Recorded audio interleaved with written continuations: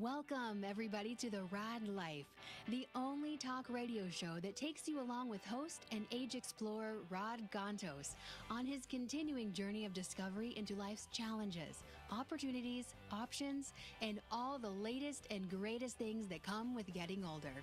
The Rad Life is brought to you this week by Your Home for a Lifetime, a company dedicated to empowering you to stay safely, independently, and comfortably in your own home. And now here is your host, Rad Gantos. Good afternoon, Paul. Good afternoon, sir. How are you? Okay. Just watching with amazement the massive destruction in Houston. It's just hard to believe. Unbelievable. I was watching it this morning, and it's not over. I mean, there's a town just outside of Houston that supposedly got more rain than Houston. They got something in the range of about 30 inches in a period of like less than 24 hours. Yeah. The only thing you can say about this is every time they have one of these 500-year storms, which seem to happen every 5 years now, once you do, they learn so much. How big is big? How bad is bad? And they seem to get better. This response seems to be much better than the one at Katrina, where they were just totally clueless how to handle this. And it's interesting. We'll tie it into the show today, but you know what's fascinating to me is the area. I mean, I was there, you know, not there on location, but I remember the disastrous situation. It had a different set of realities because lower wards and the poverty and what have you, and some parts of the community that were maybe more impacted than others. They told everybody to go to the convention center. Right. You know, the old Rocket Stadium.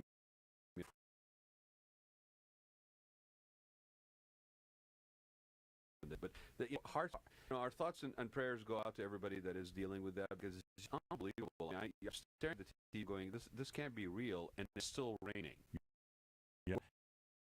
They're like overflowing. Already, it's the largest amount of rainfall in one city, in one location ever. It's also the only storm I can think of where it hit land and then backed up and went out and gathered some other steam and came back and hit it again. It Right. Not only hit land, it was moving so slowly that it just kept drenching and drenching and drenching, just kept pulling the water and off of the Gulf and dropping it there. So it's the largest natural disaster in terms of economic impact ever, bigger than Katrina. It's the largest rainfall we've ever seen in the continental United States ever. And it's certainly probably, I don't know this for a fact, but it probably flooded more area than we've ever seen flooded before. There was a gentleman that used to be ahead of that region, FEMA, that was actually being interviewed this morning, and he said that it's actually the largest disaster. So, you know, all that being said, we could use some more rain over here. Yeah, right. Bring some over here. Well, and the only other thing I'll say about this, because I know we get into politics a lot, and I would just say this. I wished the president would have said this, or I hope somebody will say this. It shows what can happen when we all drop our petty partisan politics and work together. You've got a black Democratic mayor working with a very conservative white governor, and they're not bashing each other. They're not picking on it. They're not second-guessing each other, at least not now. They're working hand in hand. The federal government seems to be working hand in hand. Neighbors are pitching in. Everybody's doing what they have to do, and there's been an incredibly small number of people that have died. There's been a large disaster. So I thought the president would use this as a chance to reboot his whole administration and to say, look, you know, instead of dividing us, here's what happens when we put things aside and work together. But let's do this, right? Let's not pass judgment on anything right now. No, I agree. Because anybody, you know, that is dealing with the largest disaster we've had in as long as I can remember, okay? Let's just see how it works out. I agree with you. I think it's very noble and very, very nice to see everybody come together and everybody just throw in and try to help the people that are unbelievably impacted. For example, I was watching Fox, you know, which always tries to pick apart, as MSNBC picks apart the conservatives. You know what's funny is you don't want to go into politics, but then we just keep going down. Well, I was just going to say this. I'll make one other point here, and the Fox anchor started second guessing. Well, do you think that the Democratic mayor did the right decision not evacuating? And everybody in the panel, everybody left and right said, knock it off. This guy had 2 days to decide. Right. You can't get 5 million people out doing the best they can. Nobody seems to want to criticize anybody right now, and that's refreshing. So what you're saying, and again, he challenges me every single time, Logan. Logan Mohtashami is my guest today, and Paul challenges me every single time. He goes off on these tangents, and he goes, "Okay, so how are you going to bring it back to the show? How are you going to bring it back?" There's no way to bring that back. No, there's no way to bring that back. No way. I got to wait for it. Okay, here's how you bring it back. What you're talking about is that basically we sit here and we fall into these traps, like the anchor you're talking about. Yeah. Okay, it's like this is dial setting about, well, I got to find something that I'm going to have a problem with. I'm going to find something that talks back to my ideological position of what I believe. Right? People are upset that Melania Trump had high heels on for a while or something. Right, who cares? Right. Or here's I'm going to bring it back. The same thing happens with what we're going to talk about today in terms of economic projections and forecasting. Right, certain people are of certain camp, certain people are of another camp, and they're all looking for data that basically try to support a thing. And it's the old, data to support what they've already decided. Right, yeah, exactly. Right. So Logan doesn't know this, but prior to going into what I do for bread and butter, which is interior design, I actually have a degree in economics. And I burned out at the age of 20 doing a master's in marketing at the Drucker Center, right? So for me, this is like I'm just going to geek out today, right? You're going on stuff. Data surf. Oh my God, I just like start drooling if I see like macroeconomic statistics and reverse rates of return. I'm like, oh my God, this is so cool, right? Oh my God. But here's the thing, right? Because I remember when I went to business school, everybody looked at me and said, "Oh, what did you do? Oh, you had an economics degree? Oh, that's the scientification of non-knowledge." I remember one teacher telling me it's scientification of non-knowledge, right? Because I think people are stuck in their own way of and view of the world. If you really look at the statistics, it may tell you something completely different from your ideology. The courage is to actually listen to what it's being said. And this gentleman here sitting in front of me is pretty savvy with the information that he puts out. So I'm going to introduce my guest, Logan Mohtashami, who basically is I love the name, by the way, right? What is the name of the blog, Logan? Well, it's loganmohtashami.com, but really a lot of my work is presented on my Facebook page, where I do charts daily, updated daily, Facebook Lives, and we try to just talk about macroeconomics. But hold on, okay, because I love the title, okay? When I go to your on your website, yes, what comes up after your name? It's Financial Truth. Financial Truth. Yeah. There's no truth in today's world. So today you're going to get Financial Truth here. Oh. Okay. Yes. So the problem with politics is, oddly enough, the California Association of Realtors asked me to speak at their brokers conference this year with economist John Hunzy, and they really wanted to take a look at what would the economy look like under President Donald Trump. And I basically said, for now, it'll look the same. Right. Everyone could relax on these big negative or bullish macroeconomic theories, but politics to me is what the name spells out. Go ahead. Poly. Ticks. Many blood-sucking paradise. So you have come up with the best definition Did I not tell you you're in ever. For a good show today? Oh my God, So politics.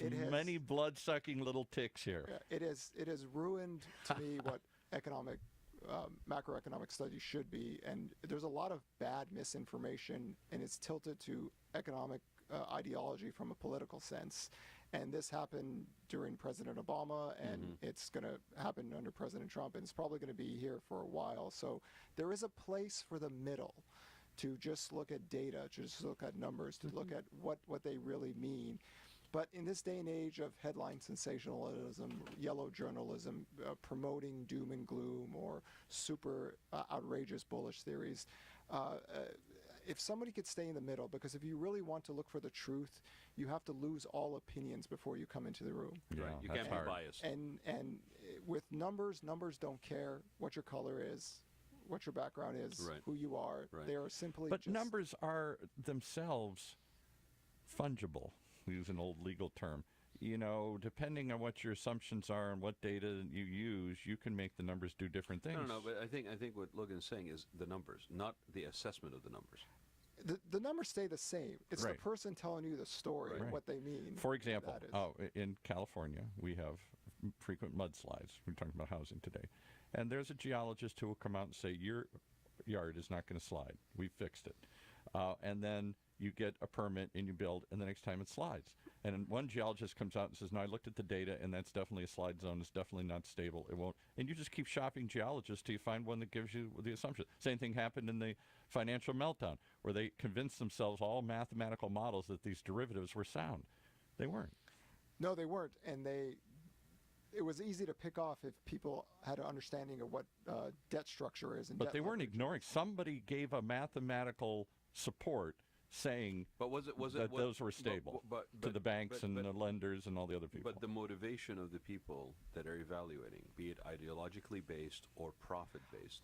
I would tell you the biggest story about the previous cycle is when the SEC allowed the capital leverage ratios to go from 10 to 1 to 40 to 1. That basically allowed Wall Street to leverage up speculation debt to the point that they would simply turn over. Clearly. I actually called that an EWAM, an economic weapon of mass destruction. You got some great names. Created by homegrown domestic terrorist. Hilarious. They did. The damage that they did was hilarious. It was unbelievable. Yeah. So let's just take a minute. What's the motivation? Is it just self-interest? Is it special interest? What motivates people to do that? Because You mean to tweak the numbers? yeah. Well, financial. Is there even an answer? I mean, I think a lot of it comes down to financial. The answer is money. What's the question? Yes. Who benefits? Who profits? Money. What's the question? This is why regulation is needed always to curb speculation. Bad things happen when speculation occurs. So we happen to be in a part of the country where there is and I don't disagree necessarily in the principle of the matter, is that, less government, less regulation, that regulation basically stifles business. So let's take a minute here. What are your feelings about that? I mean, you just made a point that regulation is important. Okay? Obviously there can be over-regulation, right? And there can be under-regulation. But do you ever see a situation where no regulation would ever be needed? No, because that would go against human nature. If you allow no regulations, you will definitely at some point occur speculation because the profit motivation will occur. People will generate some type of either not even just a derivative, just some type of economic movement that will create speculation, and then it'll just garner more people into that movement. Or they find a way to rig the system. It doesn't have to be illegal, but they buy influence. They campaign for certain breaks and whatnot, and suddenly the system isn't healthy. It doesn't operate like it's supposed to. I had a friend of mine who worked in one of the financial powerhouses in the 80s, and it's still around. So I'm not gonna say what the name is, but basically he told me that during their training, and it was a stock brokerage firm. During their training, their training motivation was you can always connect with somebody based on fear or greed. Yeah. That's the TV commercials you see, the stockbroker commercials. But basically, fear or greed. Yeah, if you don't save enough money to retire, you're going to, so that's what marketing is. Marketing is to elicit some type of response that you're missing. Generally an emotional response. So going back to the regulation question, where do you think we are today? What do you say to the people that think we are over-regulated? And let's just stick with California. Are we over-regulated? Is there a... In what area? The sector that Logan specializes in. Which is what, housing? Housing or just financial. If there is an over-regulation in California, it really is the ability to not allow construction from happening. We as a state, for the amount of people we have too many rules to prevent homes from being built. Okay. And that, to me, also comes in from a local political level as well. Somebody told us, we've done housing shows before, and I don't remember the number, but maybe you do, something like, I don't know, $100,000 goes towards permits and all the other stuff you have to pay for. But is that the regulation you're talking about? I mean, that's part of the regulations, but it's political also. Local communities do not want more housing to be built. No. The environmentalists have certain rules. But in general sense, if you have a really overregulated economy, it wouldn't generate economic growth on the smaller side. The big corporations are already built out. So I think we're fine as a country, even in California. But housing is unique here just because it takes forever to build anything. And then when it gets down to the local politicians, they tend to deny it from ever happening. So this is why I think the city of Austin for a few years was building more homes than the entire state of California. Wow. And that's... So, But yet, one of the things I read about Houston is because it had less regulated growth, it has grown out exponentially, and some of the infrastructure, sewers and stuff, are old and whatnot. It was, some theorize that maybe it was overbuilt out and therefore didn't have the infrastructure to handle that kind of growth. where do you strike the balance in your own mind? I'm not talking about in terms of political, but like let's talk about California. You're saying that there is the housing industry is regulated to the point where we're not building enough, if I'm hearing from you. Correct. Okay, so where do you draw the line? Where in your own mind, where does that, is it just open-ended, or? I think that unless you have a coordination between the federal government and state government to provide certain goals to be projected and met, the regulations will prevent home building from ever happening to the needs of the people. And that's maybe that's not a purely regulation thing, but that's more of a political thing. Do you think there's a part of that that's also demand and supply and price point? It's costly to build here.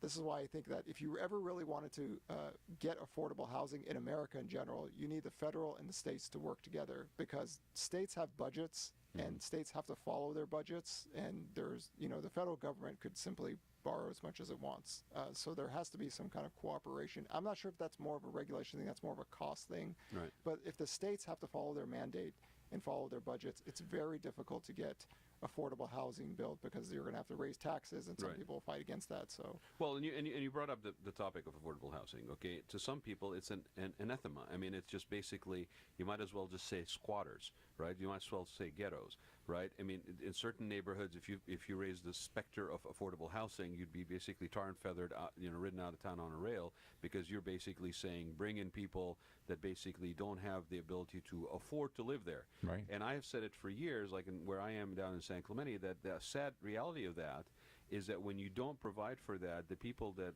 were born and raised in that community, as they are starting their lives, cannot afford to live in that community and give back to that community, so they end up actually losing them both in brain drain and as a financial basis, and they move out elsewhere where the property is cheaper.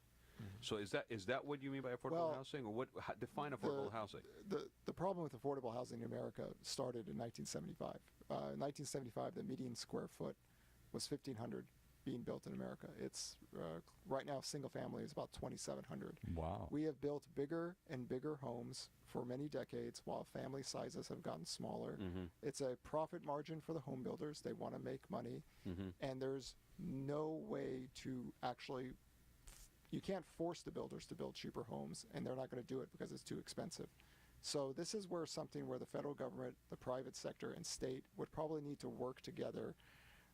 And it has to be financially beneficial for everyone, or else one group is not going to. And what did California just pass? Didn't they pass some bill? They passed the bill for, I think, a $4 billion bond to have affordable housing, but I think their own metrics show that you need at least $15 billion to $30 billion. And what would that money go towards? So was it just a feel-good measure, basically? I mean, it's something to get it started, but I just don't see, not only just in California, but the entire country, push for affordable housing unless you have a private and public, state, federal, and private sector working together, because somebody has to make money. Right. Okay, for this to work. And the builders won't do it. They haven't done it for more than 4 decades. And the states, the local politicians won't allow it. So you have to get almost like a federal mandate to work with the states and the builders to get something going, because this has been a 4-decade trend. And we always talk about housing in terms of home ownership, but when home prices rise like they are, the renters get to feel it.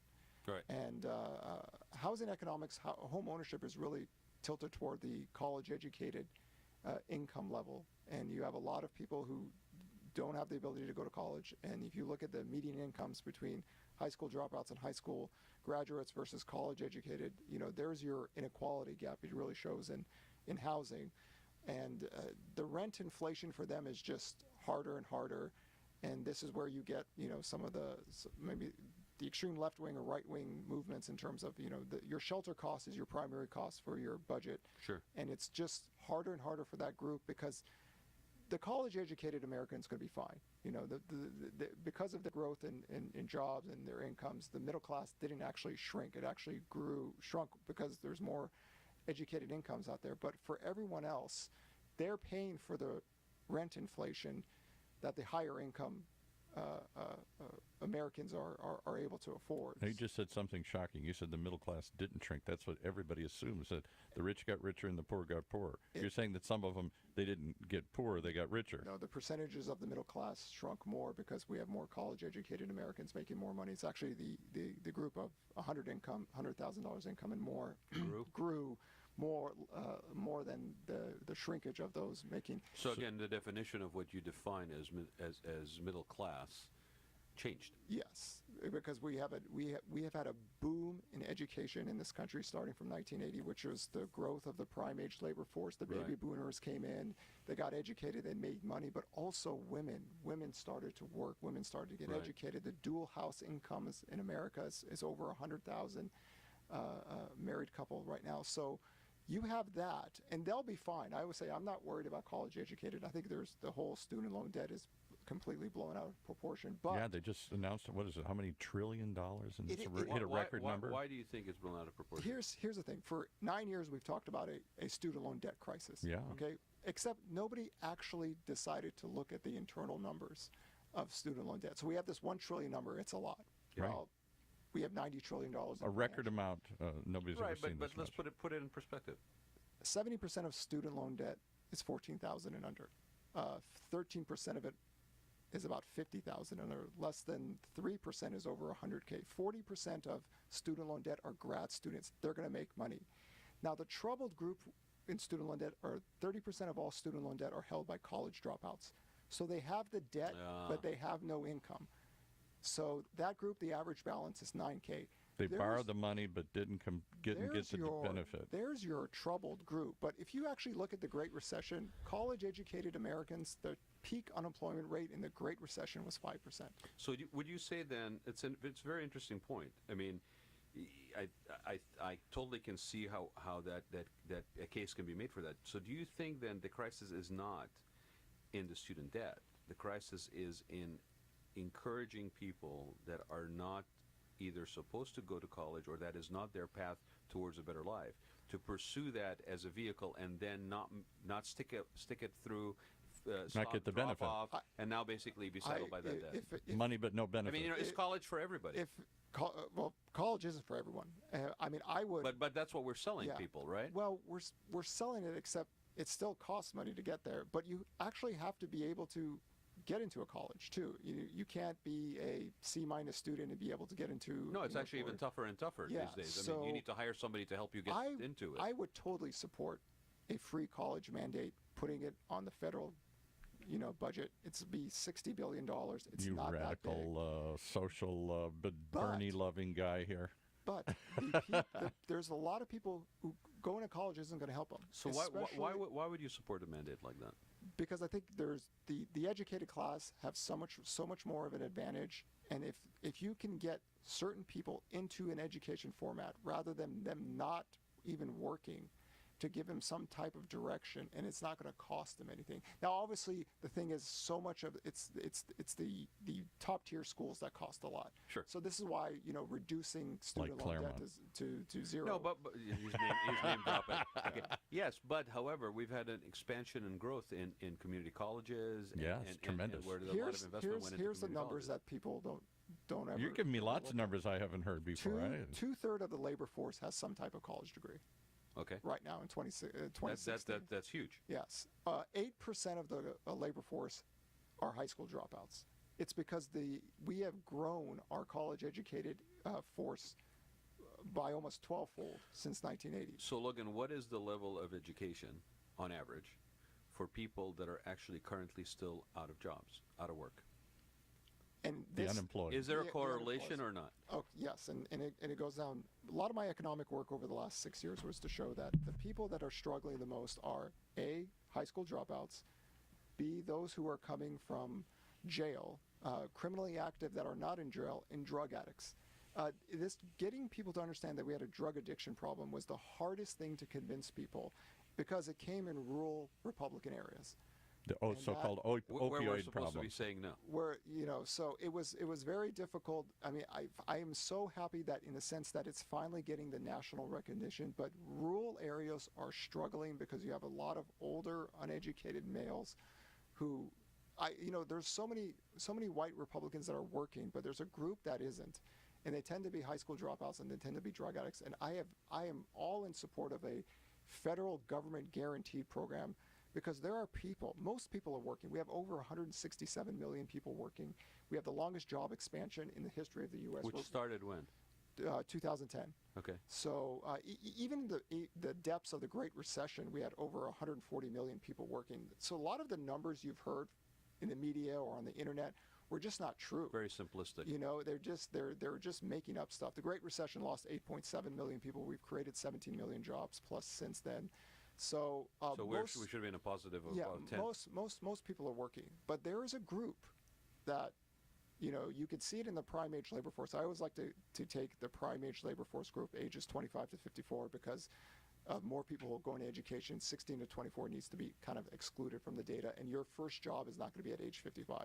So prime age labor force, there is about 2 to 3 million people that still aren't working. And if you look at it, obviously you can't force women who want to take care of their kids to work, but there are men out there, and they tend to be high school dropouts. They tend to be drug addicts that are not in rehab, criminals coming back from jail, active criminals. These people need help. The rest, I think, are fine. So I think What could you do for Well, them? are they getting help? And what could you do for them? And what kind of help are I they would getting? love a kind of a federal government guaranteed job program, because I don't think the public sector wants to hire these people. I don't think the private sector wants to hire these people either. If you can get some type of purpose for these, and we're a population of 325 million people. We're talking about 2 to 3 million people right now. Most people are working, so Easily absorbed. yeah, easily they could be absorbed to do jobs around the. I mean, right now we have 6.2 million job Like the openings old in America. Conservation Corps of CCC. Well, remember the Work Progress Administration? Work Progress during- Administration, all that, something right? to that nature, and it wouldn't be that big. It wouldn't be even that expensive, Right. Because again, most people are working. That's not the issue. We don't have a jobs program. We have a labor force growth program. So can I ask you a couple of questions here? What do you We do have a for? hold on. We have a labor force growth program. Yes, and I think the missing discussion point always in this economic cycle is that prime age labor force growth peaked in 2007. It was forecasted from decades. It never gets any play because demographics is not a very favorable enemy to have. Amen. I'm always saying that we're on the backside of productivity here. The baby boomers are getting older. So now we're tying into things like immigration and work visas and things of that nature, right? This is birth rates. This is Birth. Yeah, exactly. I mean, this is something that's been forecast for a long time. The entire world outside of certain areas, obviously Africa and India, Yeah. they're very young. But- We're very young and we're very old in this cycle. Ages 17 to 29 are massive, and ages 49 to 65 were massive. So that household formation, which you would need for growth, is going to be light from 2008 to 2019. This is basically my big macroeconomic theme for housing. I've always said that this housing cycle simply won't have enough mortgage demand because the demographics are more for renting. Just like the baby boomers, when they were in their teens and 20s, they were renters until they got married. So what happens to all that inventory that's basically out there that's not for rental, that's been put on the market larger than probably what we need? Well, what happens to all that inventory? Here's the thing with inventory. I think inventory gets blamed for the wrong reasons. I think if you look at the consistency of housing data for 20 years, home prices deviated from historical norms in 1996. Post 1996, we have never had 6 months of inventory in America outside of the housing bust years. So 2006 to 2011, that was forced selling. That was the Great Recession. You had exotic debts that forced people to liquidate their homes. After that, there's actually more monthly supply of inventory in this cycle for both new and existing homes than there were in the past. You just don't have the demand, and that's predicated with you don't have the demographics for But homeownership. I guess that's what I'm asking, Logan, is okay. So if you the inventory, there's not a lack of inventory, but there's a lack of demand, and which reflects what you were talking about in terms of mortgages. So what happens to that inventory that's sitting there? It's 10 years of housing is at all-time highs.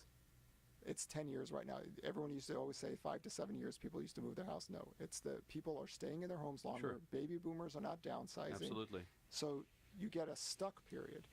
people are just sitting in their homes. It's great for Home Depot and Lowe's, obviously refurnishing. Well, I'll tell you. I don't know if you noticed, but when we started the show, the other thing that I do is, Your Home for a Lifetime is basically a certified aging in place service that that I provide on the interior side, where we go into people's homes and modify them so they can stay in them longer.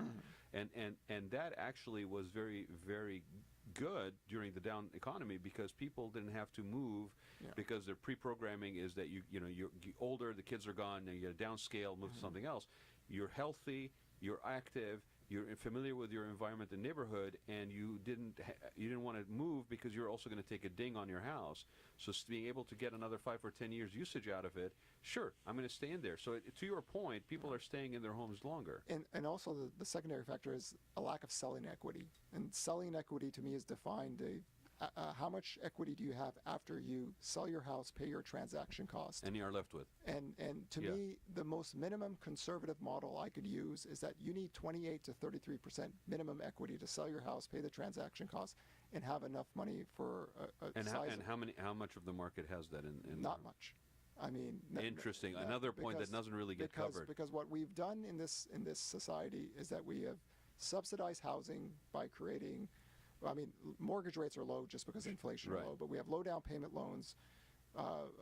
We have low FICO score loans. So you allow people with 3.5%, 5%, 10% down, and that's great for home ownership. That gets first-time home buyers. Into homes. What it does is that it creates a longer time period needed to move up, because there's a lot of people still living in condos who have 2 kids, who are not moving up because it's expensive, because that higher-priced home is out of reach. Is getting more and more, and you do not have the exotic loans now that you did in 2003 to 2006 to facilitate that demand.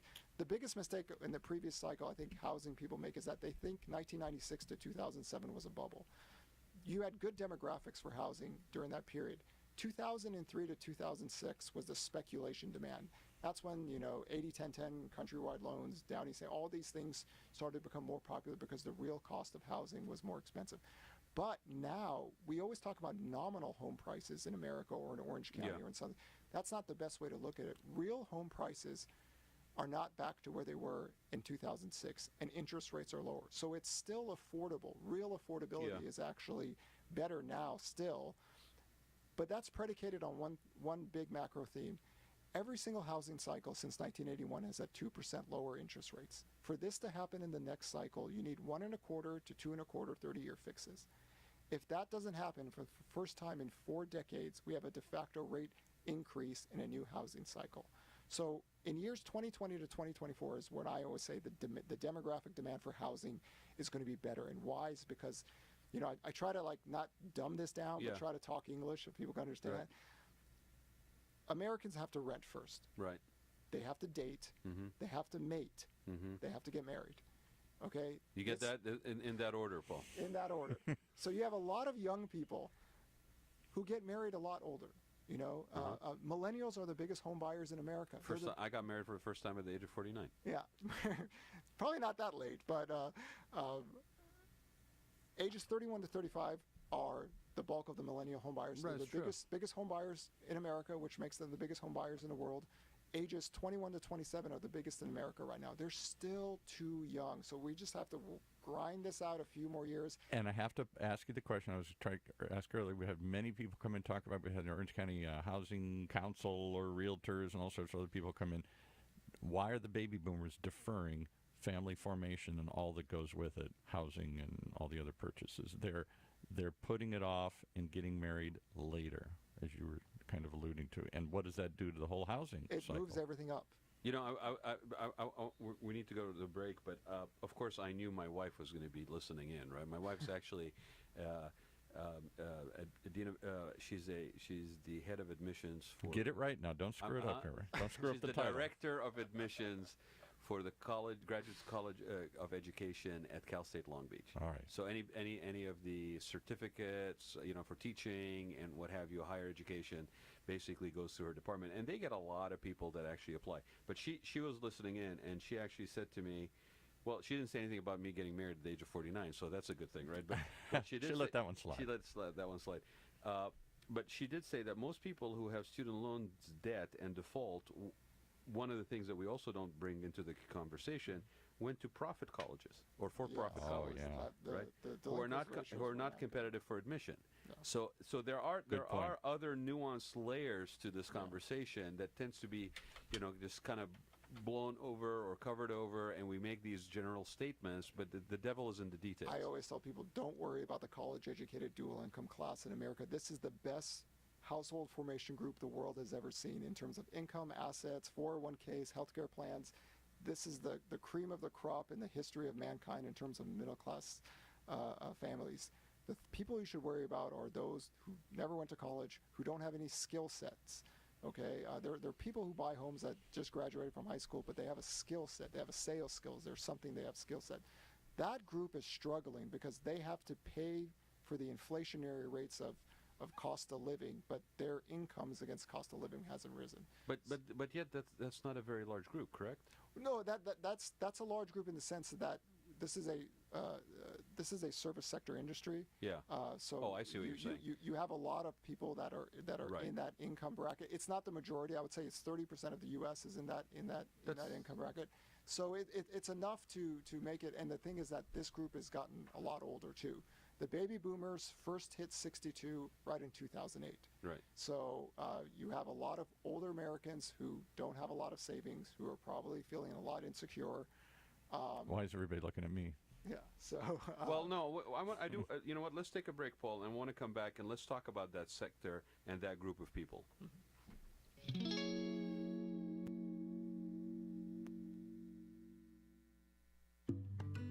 If you are like the majority of Americans, you want to continue living in a familiar environment throughout your maturing years. According to many surveys, 82% of homeowners overwhelmingly prefer to age in place, which means living in their current homes safely, independently, and comfortably, regardless of age or ability level. With over 30 years of combined experience in residential, commercial, hospitality, and destination resorts fields, Your Home for a Lifetime is a company dedicated to empowering you to maintain your quality of life and independence by helping you make your house your home for a lifetime. Do you want to reorganize or remodel your home? Do you want to add a full bathroom and possibly a bedroom on the main floor? Are you looking to make your kitchen more functional? Is an aging parent moving in, or your child is moving out, or even moving back in? Call Your Home for a Lifetime at 949-492-1872 or check them out on the web at yourhomeforalifetime.com and find out how they can help you make your house your home for a lifetime. Okay, so we're back. So here's the thing, okay? In this day and age, when we are so accustomed to getting everything in little blurbs, Yes. okay. When we went to the break, Logan was saying, I said, how do you think? What do you think? How do you think the show's going? And he goes, oh, that's great. I usually get like 10 minutes to do a Bloomberg thing. Well, you know what? I am proud that we can give you more time than Bloomberg. Right? That's right. But no, what the heck are you going to cover in 10 minutes, right? I mean, this stuff is not. You really need to delve into it. You really need to look at all these nuances. I know it's boring. It's details. Right? But here's the other thing, right? The gentleman that's sitting in front of me here, okay, isn't it's a family business, right? You guys, you tell a little bit about your background. AMC Lending Group we're a family-owned mortgage business we've had since 1987. Our family in general has been in banking since the late 1950s. This is what we do. I got into the stock market in 1996, so my personality is to learn as much as I possibly can, and that got me into economics. In 2010, some financial websites saw what I was discussing on Facebook. They said, would you like to write about political economics? I said, no, let me write about real estate economics. Right. And the motivation for me really was that I wasn't too impressed by the housing economists in the last cycle. And I thought that a lack of understanding of how residential debt structures works with economics, that they kind of failed the country. And I thought this cycle, it's going to be one of these cycles where demand is not going to be hit because of demographics, and they're going to blame tight lending, and they're going to blame inventory, and then the following week they're going to say we have record-breaking demand, and they're going to almost to me sound bipolar. And I thought I as almost like a duty to talk about housing economics from a banking perspective of somebody who tracks leading economic indicators, unemployment claims, currencies, commodities, just to give that perspective. And you know who we should match him up with? We had on a year ago on another show here, Doug Duncan, I think that's his name. Yeah, He's Duncan's a friend. chief economist for Fannie Mae, Freddie. Anyway. I go to a conference in Texas. Usually, a lot of the economists are there. Last year, we had a good group of there. We were talking about housing. So let's tell people that are listening, Logan. So what do you use as a benchmark? What do you use as a litmus test to who is doing this the right way versus just interested in sound bites that are going to be bipolar in 24 hours and tell you the opposite side of the... I honestly think that you have to look at the source and see the language. Economists, we all work from the same data. We all have the same data. Which is what we were talking about earlier. There's nothing different. It's the way we perceive data. And if people are using terminology that is either too extremely bearish or too extremely bullish, if they cannot prove that with data, then I think they're either emotionally invested or they're financially invested. I could give you two great examples. The economist for Redfin a few months ago said we have record-breaking demand in housing. Immediately I said to her, mortgage demand is back to 1998 levels. Without cash buyers in America, you have less than 5 million home sales. New home sales adjusting to population using a 6-month moving average is today below 5 of the last 6 recessions. There is no record-breaking demand.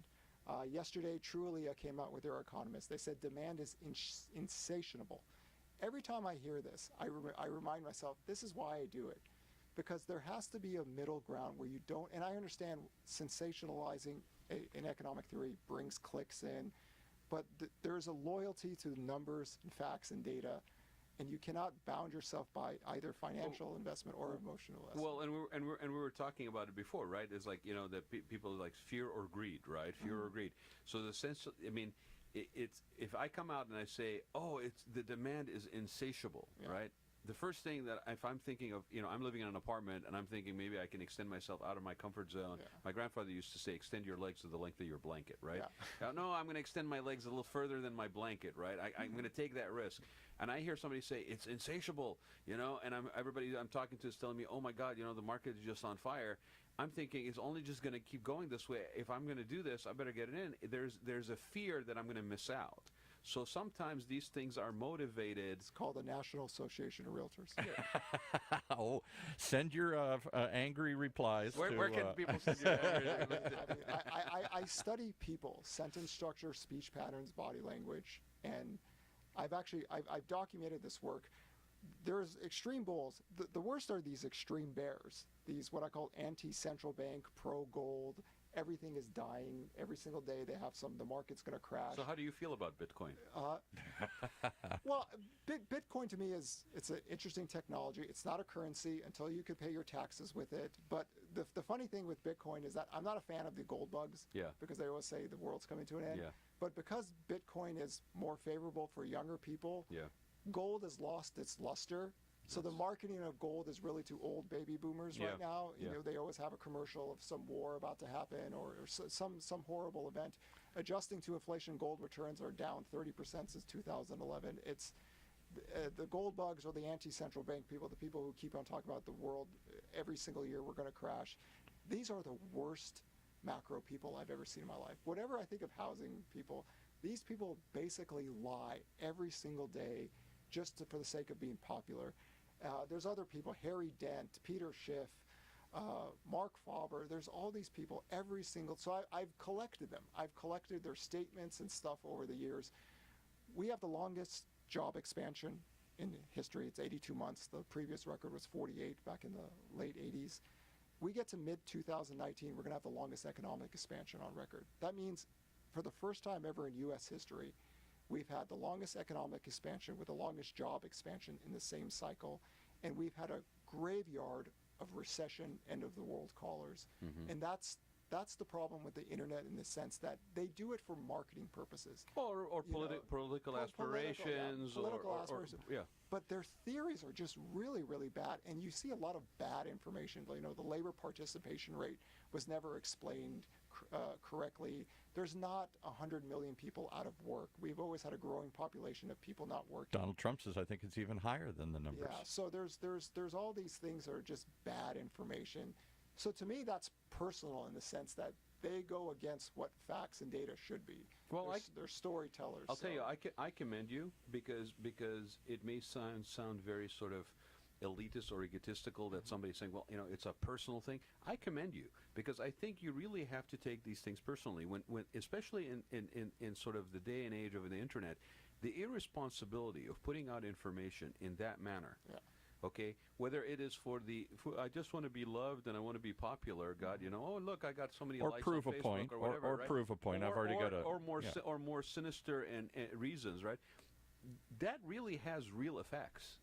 That really has people, you know, like people make decisions in their lives based on that information, and for you to be putting out information and not take it personally, to be accurate, to be non-biased, to not try to sway somebody one way or the other and give them the best opportunity to come to their own conclusions based on facts. That is a rare thing, my friend. And you can't be political. You know, that's the thing, is that I think political economic theory it's inherently in our nature. That's who we are. We're human beings. And like our football teams each Sunday, we want to be part of a group, and it's always fighting against another group. And the president, to me, is the least most important thing in terms of macroeconomics, in terms of what's going on in a cycle. Right. Demographics, profit margins, inflation, there's all these other variables. Just because of the structural power of what a president has, it's very difficult for them to really move. And the variables are Congress, who elects Congress. There's all these things. So a sitting president, we always use every economic cycle based on a president, and that's human nature. And it's a story as old as time, right? Yeah, Whoever's sitting in the chair gets all the credit and all the blame. So we only have about 10 minutes left. I'm still struggling. What is it that you are seeing coming? Make your prediction. Plop yours down based on your cold analysis. Before you do that, though, I don't want to miss this out. So share with people how they can find you. Yes. Share some of the websites that you have. You touched on one of them earlier. The best way is just my name, Logan Mohtashami, LOGAN MOHTASHAMI. My Facebook page is open to everyone, and we basically cut out people who curse, who say evil and bad things. It's basically charts all day. We do some historical photos and historical artwork at night, so it doesn't get too boring. But you know, the blog is always there with reference paperwork. And what's your day job? What do you do by day here? Mortgages. Yes. So with your family business. Yes. Right. And just to be in full disclosure, right? Another interesting thing about this person's wide personality is he didn't go to school for this. No, my full intention was to be a high school basketball coach at Irvine High and teach history. So how did you end up into this? Because it's a family business? You know what? In 1996, I got in the stock market, and I basically first 3 months trading than I would be a teacher for a full year. Wow. And I thought, you know what? It's just that's the profit margin, you know. So especially if you want to live in Irvine. They pulled me in. They pulled me back into the family business. I loved coaching. It was great. I got the job at 18. Right. So it was a great job to have at that age for 6 years. Yeah, but you know what? I'll tell you something. It's interesting. We always talk about this on the show. Everybody's personal journey really reflects on how they lead their lives. Mm-hmm. In your particular case, I would say that the level of sincerity and integrity at which you do this, you share the information that you do, okay, in a certain way reflects the fact that you have a need and a desire to teach and direct people and guide them, which speaks to that maybe basketball coaching job that you were talking about before, right? And then history, a student of history, how could you not look at stuff in not more than a snippet, right, in a snapshot of time? So look ahead. We got 5 minutes. Give us a summary of your worldview going forward. What we're getting wrong and what you're seeing we're headed. I mean, I feel a lot better just listening to Logan so far because this very hectic way that it's being presented, you know, the doomsday kind of scenarios, I'm not hearing that. So first of all, the economic cycle looks fine. Leading economic indicators are positive. I always try to help people on what to look for a recession because there's everyone talks about a recession every year. It's never happening. Unemployment claims have to rise. Unemployment claims are still low. We're going to get a brief hit on unemployment claims because of Harvey, but unemployment claims are low. Leading economic indicators are still positive. As long as those two things work together, they have predicted every single recession since 1960. And typically what happens is people think an economic cycle dies of old age. That's not true. Usually the Fed fights inflation. Unit labor costs get to be too strong for certain sectors of the economy. And the main thing is there has to be an overinvestment thesis in the general economy where the supply and demand balance finally turns. We have none of that in 2017. No, you don't see a recession because everybody's saying this is the longest expansion. It's got to run out of steam. Every year somebody says this is the longest economic expansion. It has to happen without looking what actually creates a recession. And there's still nothing here. Now, usually you shouldn't forecast 90 days out. Right. Because, I think what I'm known for is my prediction articles. I would take that, all my prediction articles against any economist or housing analyst. I would say I've probably done better. But really you can't look more than 90 days out. The set of variables for every prediction article has to sit in place. But I still think we have legs. I still think we will break that record where we'll be the first time ever that we'll have the longest economic expansion and longest job And how does that expansion. translate into housing here? Prices still going to go how up? does that reflect locally? Because you said with the demand aging is population. low. Demand is low. Here's the thing about housing. I think the better years for housing is still a few years away, and I think this is the most solid, safest housing market we've ever seen. Really? Real home prices are not back to 2006 levels. Places like San Francisco, yes, but generally demand is low. If you look at it, purchase application data is back to 1998 levels, and it should be there because we have so many young and old people.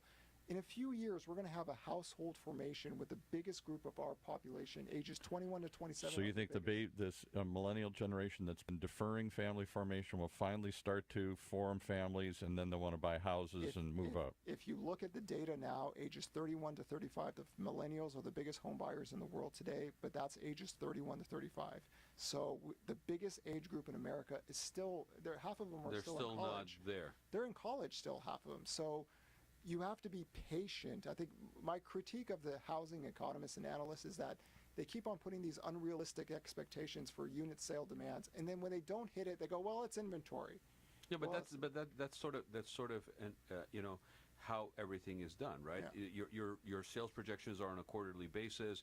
You got to meet certain goals. Yeah. So if you basically tell somebody it's long-term planning, and be patient, a great example. I wasn't looking for any growth in existing home sales this year, and we're slightly above that level. Cash buyers are a little bit stronger than this year than I thought, and I think it's fine. I think this has been a solid year for housing, but you have everybody saying, "Oh, home sales aren't where they used to be." So to me personally, in a few years you get better demographics. So it's going to be a battle between really good demographics for housing and affordability, and where are interest rates going to be in the next decade?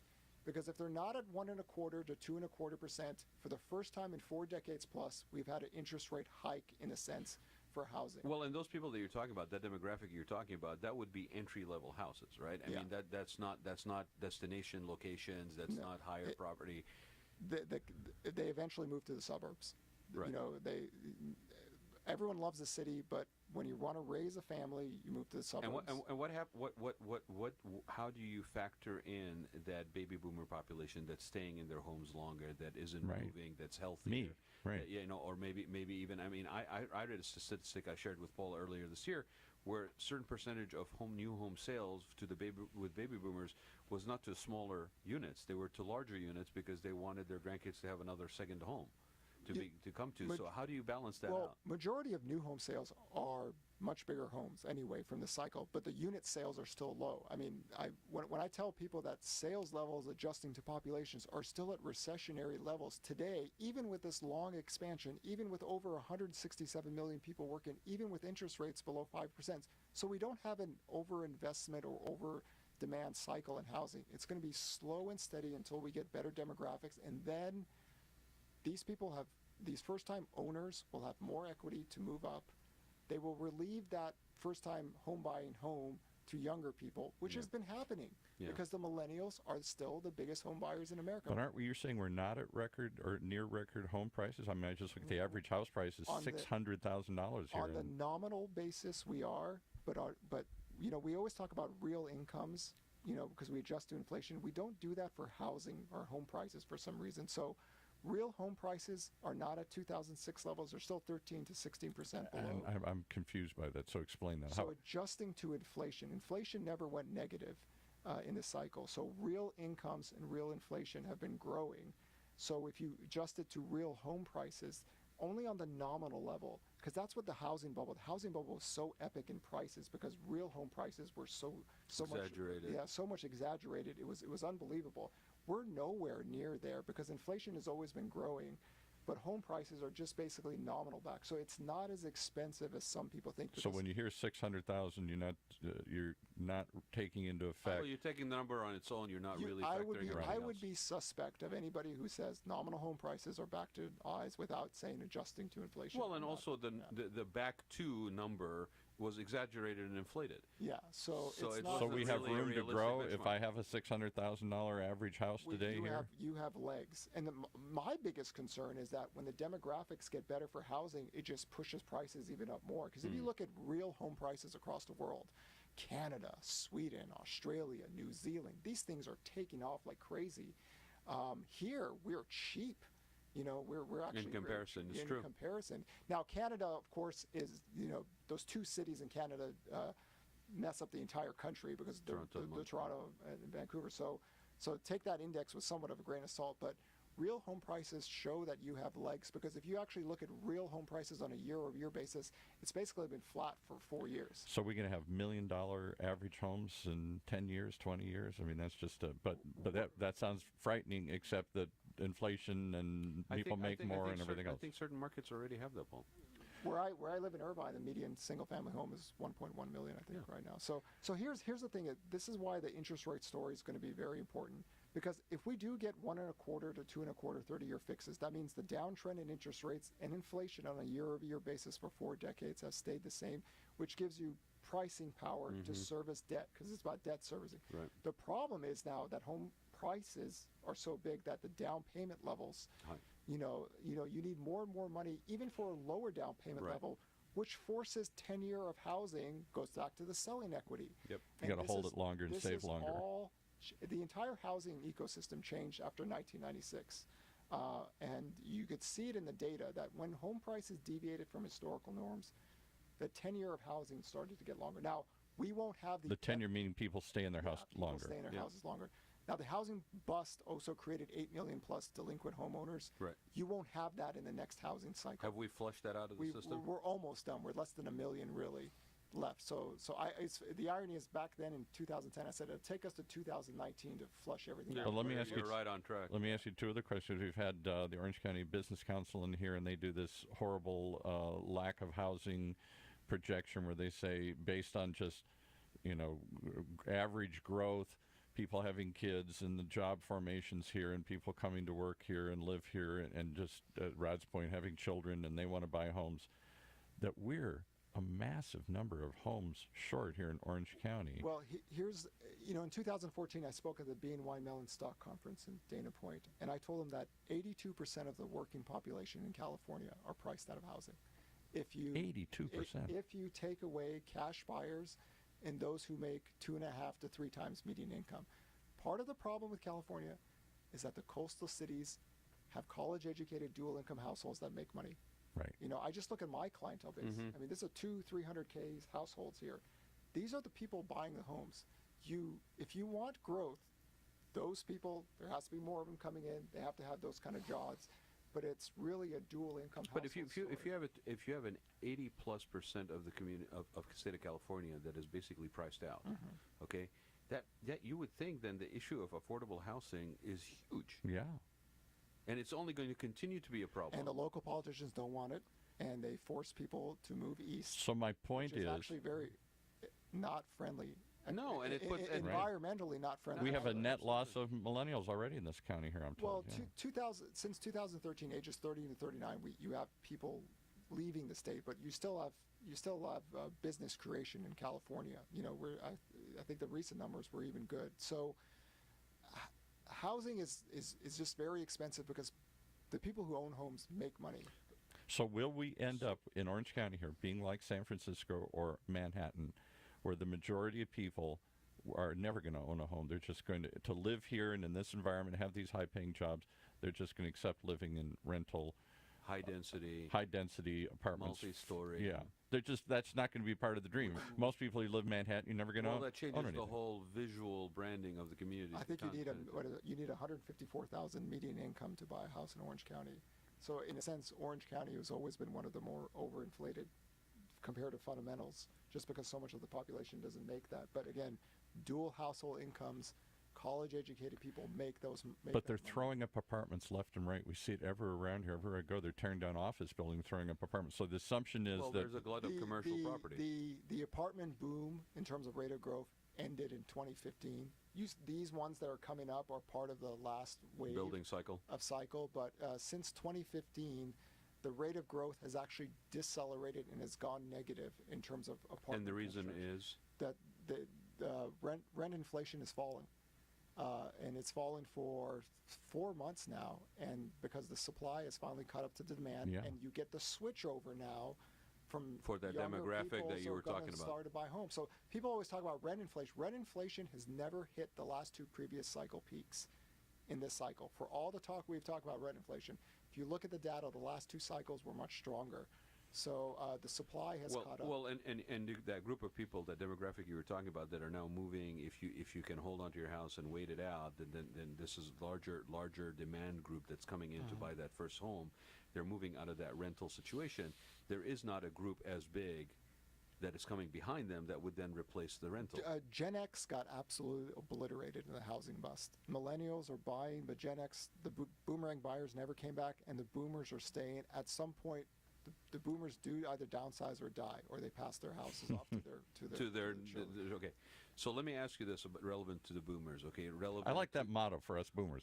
We're either going to downsize or die. Downsize or die. I'm going to paint that on the side of my car here. On a good point, when everybody tells you robots are going to take over all the jobs, it is the biggest fallacy of logic ever. Just because the entire world is going to have a mass population of people dying off. Right. In the next 30 years, you need replacement workers. This entire century around the world is all about who has replacement workers, and the only country that's developed that has a prime age labor force growth is America. Yep. China doesn't have it, Japan doesn't have it, Europe doesn't have it. It is going to be a race for replacement workers all over the world because we have a mass group. Die off. The dinosaurs are going to die off here. So that's going to make it really difficult to have things like immigration bins. It's going to be impossible. Right. I don't. Yeah. I mean, the globalization. You look at Germany. What they did. Why did Germany take so many refugees? Yeah, they needed people. The median age in Germany is like 65. Yeah. They need workers. It is going to be a race for. And anybody who travels and experiences for themselves those countries and other societies understands that because they've seen it. You walk down the street.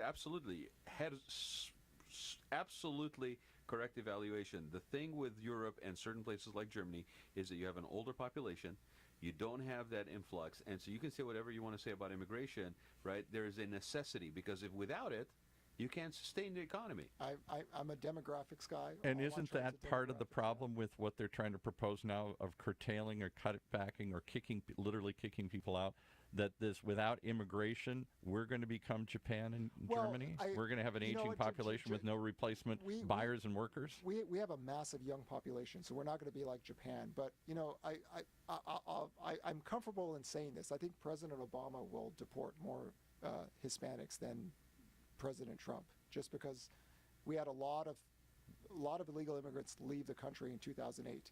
So this is why. You mean President Trump will deport? No, President Obama, because he was there for 8 years. But they called him the deporter in chief for a while. He was deporting so many people. You had more supply back then. The supply is actually lower. And this is it's almost negative, right? This is one of the reasons why you have job openings for construction workers. Right. Hours worked are high, wages are high, wage growth is high, but they can't find the workers. So what happened to all these supposedly people sitting at home for 8 years not working? Right. They're not there. Right. They left. It was always a myth. It was always a myth that people were sitting at home paying their mortgages. But we're going to build a massive wall to keep them out. We're going to do all these other things to round them up and kick them out. If Trump's own data work shows that it's not even really needed. Right, but see, that's just a construction project, really. It's not based on need. It's based on building. So Let me ask you one last question, because we don't talk about it enough, I think, but this is appropriate discussion, I think, for this show, is what about reverse mortgages? Good idea, Because bad it's idea. a big, huge appeal, and I've got, Tom Selleck out there, and Robert Wagner before him, and because the basically selling to the baby boomers. Because the baby boomers like me have saved, I'm told, a record low amount of money, and we're going to live longer than anybody with less in this bank. Hold on a second, Logan. Okay, so that's your take as well, the that's baby what I hear boomer. all the time. Okay, That's what I hear all the time. As a mortgage person, I've never offered it, and I never will. And reason? Just because I don't feel comfortable giving that product just as much as I know I'm pushing you, but why don't you? I think there's too many variables in that loan that needs the attention of a CPA and family members to be part of the process, and I don't want to deal with it. Just like the variables such as? Just a couple. Just the long-term plan of that reverse mortgage impacts that family. So more than the person who's actually getting into it. Yeah, so generationally. I think that's, in this day and age, I understand the necessity of it for certain people.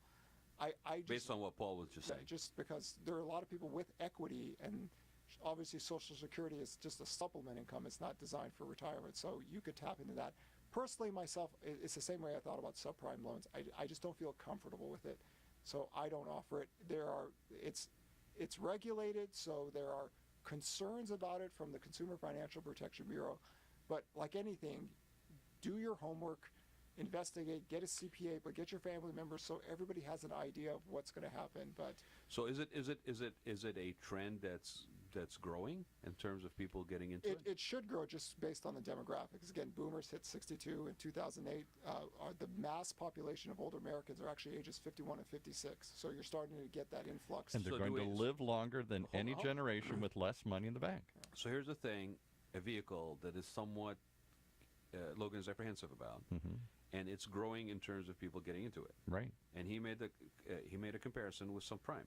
Are we looking at a potential issue with reverse mortgages? It's different in the sense the old debt structure subprime loans were designed to fail over time. This isn't. This is more of a long-term financial structure that the family might not want later on, but it provides some short-term benefits where the subprime allowed you to get into the house, but it was almost, in a sense, it was designed as setting you up. It was designed as a Band-Aid loan. So you eventually would, in theory, have to refinance out of it because you couldn't. You couldn't sustain it. So what you danced around. I'll see if I can push what Rad was trying to say. So what's bad about it for the family, other than that mom and dad are going to suck up all the equity in the house? That's the thing is that you have to understand the long term.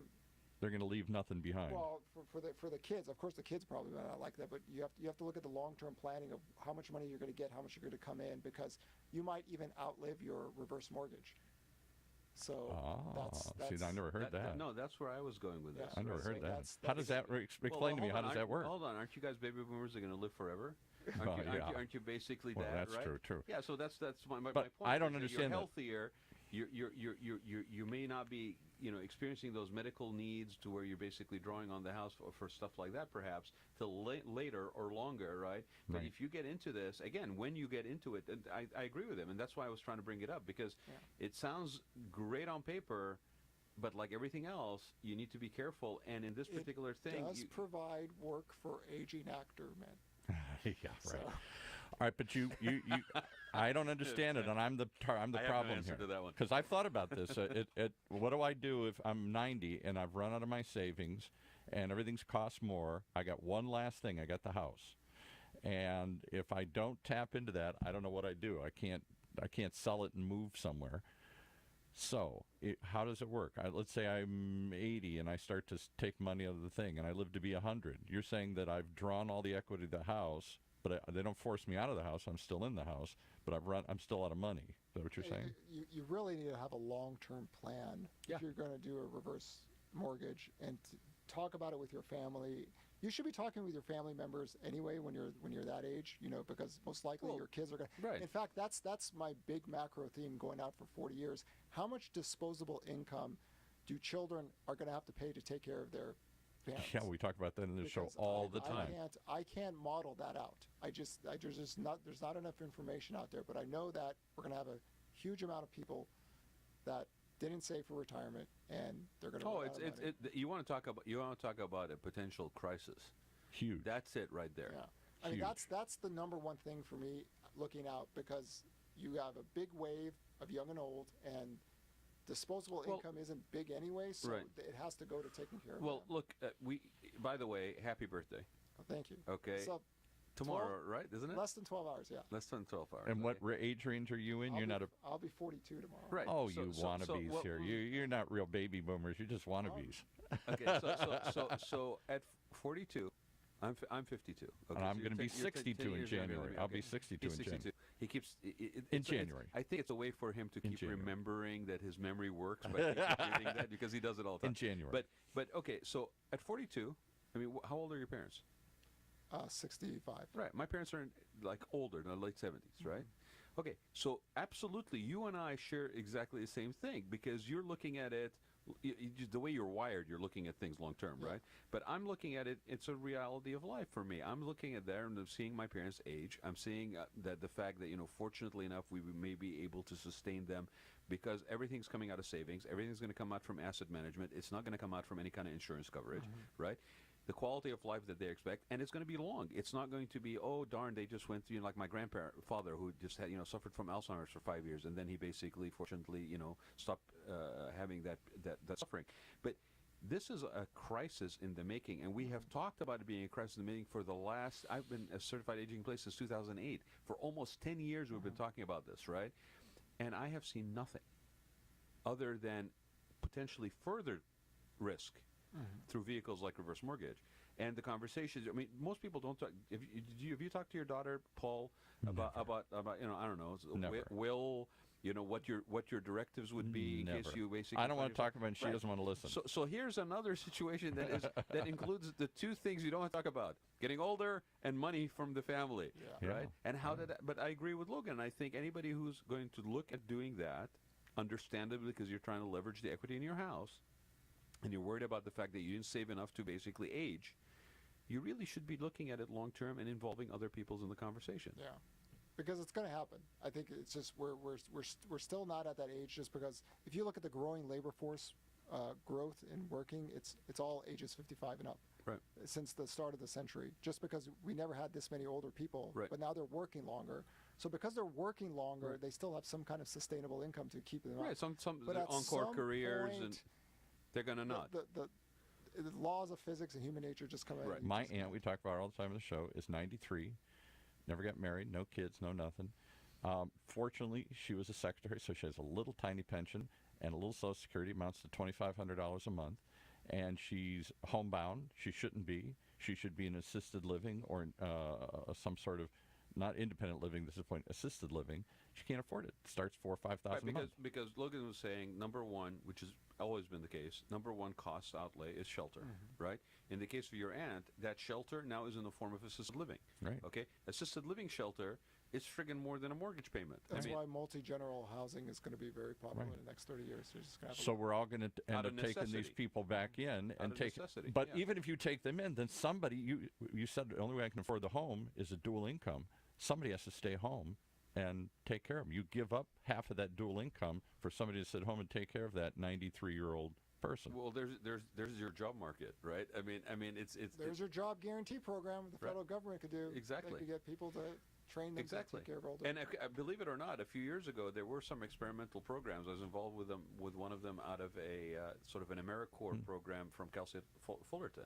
And it was basically aimed at seniors, and it was aimed at trying to have. So I'm going to take drug addicts and felons who can't get employed anywhere else, and I'm going to put them in charge of my grandma here at home. It was somehow, and it wasn't a full-time thing because it was a pilot program, but somehow having the person who's a family member, who's actually putting their life kind of on hold to take care of that senior, basically be compensated in some format to justify that job, because it's a person who cares, who's part of. And that's actually part of the data line we see. We see people in the data saying, I'm not working a job because I'm taking care of an elderly person. That's part of, at first wave was taking care of your children. Which is a huge job. But now it's huge a job. turnover to. Test to that. And we've talked about the sort of the profile of that caregiver in many cases, to a surviving spouse or to a surviving parent, is a woman in her late 40s to 50s that happens to have kids maybe going to college or finishing school, that is taking care of a household, that's holding a job, and basically has a family and is taking care of it. That is prime. And can you imagine the stress level and the cost outlays and the cost to the family? We had a woman on just the other day. All under shelter. We had a woman on the other day, a successful business coach and author, and she moved. Her mother got severe dementia, could not afford, had owned a house, but couldn't afford to move anywhere else into $6,000, $7,000, $8,000 a month facility. So she ended up shuttling back and forth, ruined her marriage. So she's now divorced, and she's full-time taking care of mom. Had to move back into mom's house because that was paid for. And that cost, that loss of marriage, whatever, and income. But that, I think, goes back to what Logan was talking about. That's why you need to involve people. That's why you have to proactively, in advance, plan this thing long term. Right. Because if nobody tells you that there's going to be stress out of responsibility or out of a sense of duty, you take care of that person. Right. But nobody tells you or prepares you to the other side of it. I mean, I've seen it with people I know that their relationships with their kids, their relationship with their spouse, basically start to suffer as they take on this thing. And somebody has to stop them and say, look, before it gets to the point where it's stressful and resentful, you have to prepare for that and talk it through, because you're all in this together. And if you don't, there will be a cost. So this woman said she's taken a tremendous hit in her income. She lost her marriage, and now has to live with her mother again, which is stressful in itself, and watch her deteriorate.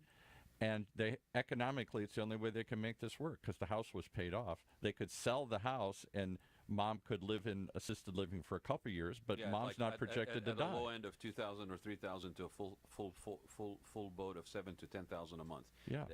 Where's that income in the house? I mean, $1 million home. How much leverage are you going to get out of that? Right. Yeah. I'm bringing this up not because we want to talk about sort of the senior component, but I'm bringing it up because, again, the primary element that makes this possible is shelter, is housing, right? And we keep talking about these things in sort of a profit and loss only, but there's actual human cost that's also involved. Right.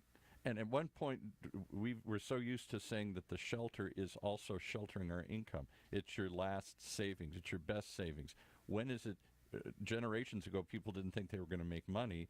They bought a house to shelter, and maybe they'd get their money back out of it, or maybe they'd pass it on to their kids, and became generational housing. Now we view it as our better than the stock market. It's our only source of savings. We started the show and we said, that a lot of this stuff is driven emotionally, right? And we're getting a little emotional about discussing it right now, which is fine. What I'm saying is, in order to manage and navigate through those emotional waters, sometimes getting down to the basic data versus the scare tactics is something that is a benefit. If you start there, then you're more likely to be able to navigate through those things, to plan for them, to be proactive versus reactive, because you're now subject to what's happening. So as we end the show, give us those websites to get that rational, cold, unemotional data that you're supplying I wouldn't call it cold. Ignore him. He's a baby boomer. What does he know? No, but where would you get this this rational, unemotional, factual? Just type in Logan Mohtashami on Facebook, and basically I data source almost all the information you can possibly imagine. And spell your last name again? Mohtashami. Okay. And we make it a friendly environment to talk about macro, because we don't allow. And I'll tell people this. Okay, like when you're approaching a website like Logan's, okay, or a person with this, I know it sounds overwhelming. It sounds like it's so much, and you don't want to deal with it, right? Better to be empowered by having dipped your toe at least in that water, and it gets a little bit more comfortable the more you do it, rather than be surprised and blindsided. Because and this is why we do Facebook Live now. So we do Facebook Lives on economics to talk about it, to try to explain it, because I understand charts aren't for everyone. It's not gonna connect to everyone. But if you talk about economics and talk about it in a fashion, form of just facts. Well, maybe we can get you to come back and talk to our audience more, because I think it is a subject, speaking of personal experience, that it's something most of my friends, aging baby boomers, don't want to think about. We've got our head buried in the sand. We don't. It's just so frightening, so unimaginable what the future looks like. For the first time in my life, I'm afraid, and most of my friends are. When I was 20, nothing maybe is free. At 30, there's nothing free. 50, I can always work my way out of stuff. 60 to 70 sounds scary. I don't know what my health is going to look like. I don't know what my finances are going to look like. I don't know how many years I'm going to live. I don't know what the cost is going to be to live those years. But burying your head in the sand is a guaranteed certain outcome. And I know it's kind of, it sounds like you know, a cliche, but you know, knowledge is power. And I understand it's scary. I understand that those charts are, you know, daunting, intimidating, or I'm going to admit that I don't know. It's okay. The first step of actually getting there is to say I don't know. Give me some clarity. So it's a 12-step economic program. And so it starts with. The question is not asking one. So in the 12, that is the worst question, is not to ask one. Right? In the 12-step program, the first thing is to admit you have a problem. Well, right. and I think when it comes to financial, there's a lot of people that are in the dark, and I think it's okay to ask the question. There is no stupid question. The gentleman sitting in front of me here is very personable, very approachable. We've just spent over an hour basically talking about this stuff, and I think I encourage you all to go to his website, to also be critical in who you are listening to. Okay, you deserve a very fact-based reality thing that doesn't scare you. I watch Fox News, so I know I'm only getting the facts. Doesn't sell you, you know, the world seeing through rose-colored glasses. Get empowered. Listen to people like Logan. Reach out to us. Let us know what you thought of the show. We will have you back, because I think this is just something that's going to constantly change, right? As we have this demographic move in, you know, we will revisit this topic. I appreciate it. Thank you for letting me My pleasure. Thank you for having me. Geek out with you for for an hour and a half. And Paul, as always, good questions. Always a good representative of the baby boomer generation over there. The fearful future. And I hope everybody, you know, let us know, and you can let us know at the Rad Life on Facebook, RAADLIFE, or you can reach me at Rad, RAAD, Gantos, GHANTOUS, at gmail.com, or you can call me on my cell phone, 949-212-8299. I'll connect you with Logan. Thank you for being here today. Thank you, my pleasure. All right. You have been listening to the Rad Life Radio Show with your host and age explorer, Rad Gantos, brought to you on the one and only OCTalkRadio.net. Join us again next week as we continue our journey of discovery into life's challenges, opportunities, options, and all the latest and greatest things that come with getting older.